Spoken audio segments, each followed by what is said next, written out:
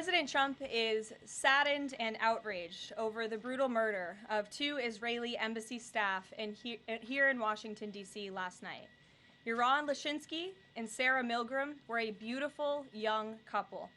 In fact, we learned that Yaron was planning to propose to Sarah next week in Jerusalem. Yaron's father, Daniel, spoke about the young couple's devotion for one another this morning. He said, "They were in love, one for the other. The embassy told us they were like a star couple at the embassy. I never expected something like this. He had his whole life before him." These words, especially every parent knows, are heart-wrenching. The evil of anti-Semitism must be eradicated from our society.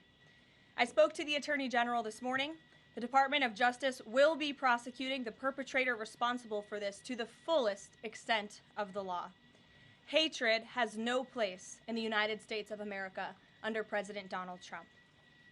Everyone here at the White House is praying for the victims' friends and families during this unimaginable time. Do you or President Trump have a message to politicians like Ilhan Omar, who only this morning explicitly avoided condemning this act of terror? It's despicable.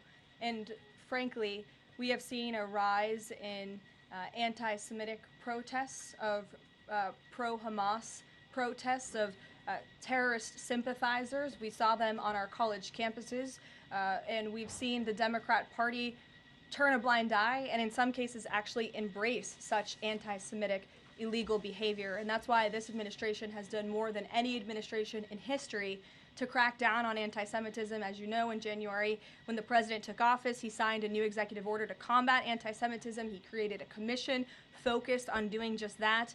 The Justice Department announced their task force as well. The Secretary of State, Marco Rubio, has revoked thousands of student visas from campuses where these pro-Hamas terrorist campus agitators and violent protests took place. And we've also withheld funding from those very campuses as well in an effort to combat anti-Semitism. So the president's made it very clear that such hatred will have no place in our country.